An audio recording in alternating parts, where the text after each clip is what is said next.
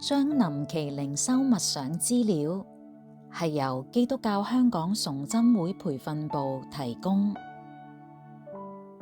日期2025年12月22日，第23天。主題同在。題目：朝聖者的力量與盼望。經文：詩篇84篇5至7節。靠你有力量，心中嚮往錫安大道的，這人有福了。他們經過流淚谷，叫這谷變為泉源之地，且有秋雨之福，蓋滿了全谷。他們行走，力上加力，各人到錫安朝見上帝。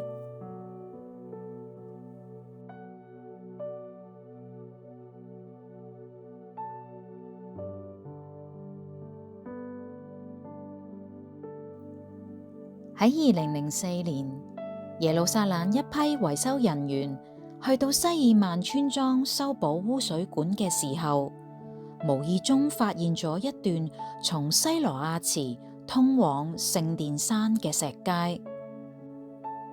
經過考古學家嘅挖掘，喺村莊嘅地底下面發現咗一條2000年前嘅朝聖之路，相信係由本丟彼拉多所建嘅。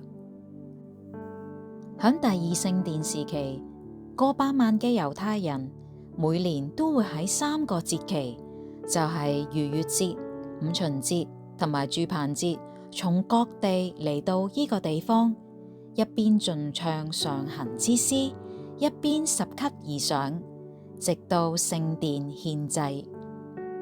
響2025年9月15號，大衛城嗰度舉行咗一個盛大嘅慶典，慶祝重新開放呢條朝聖之路。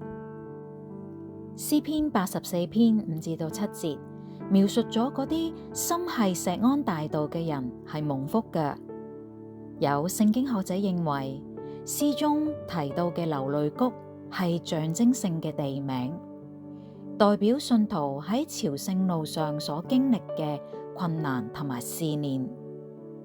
當我哋憑住信心繼續向前行，唔單止唔會越走越疲乏，反而係越走越有力。點解呢？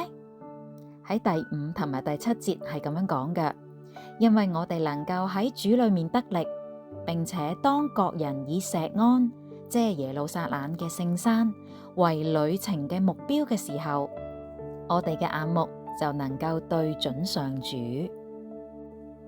喺第6節提到，他們經過流淚谷，經過呢一個詞語，提醒我哋人生裏面嘅困難同埋試煉，只係朝聖旅程嘅一部分，並非係終點。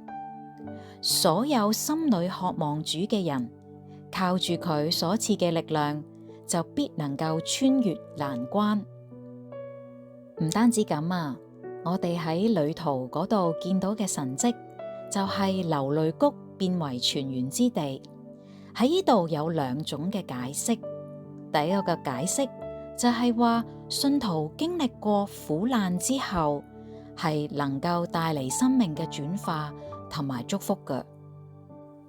第二個解釋就係話，上主能夠使到旱谷成為泉源，為咗佢嘅子民降下秋雨甘霖。第二個解釋係同約珥書2章23節同埋3章17至到18節係互相呼應嘅。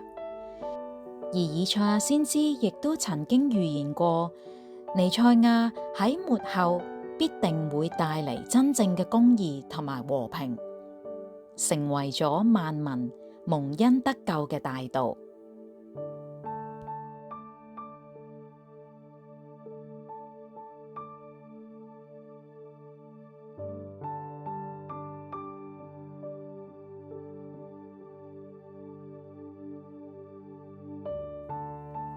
默想問題：當你回望艱難嘅時刻，上主係點樣加你力量嘅呢？邊一首詩歌係能夠成為你嘅上行之詩啊？一步又一步，這是恩典之路。錫安大道喺你同埋我心裏面，耶穌基督就係嗰條引領我哋朝見上主嘅道路。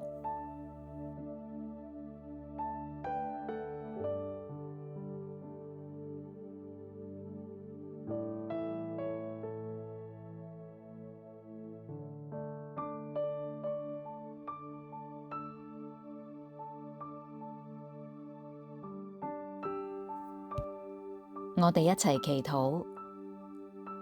親愛嘅天父，祈求你幫助我喺信仰路上經歷艱難嘅時候，仍然深信你嘅供應同埋幫助，因為你應許凡仰望你嘅人，必能夠喺路上經歷到你嘅恩典，就好似秋雨降臨一樣，使到我哋能夠有力咁樣跨過難關。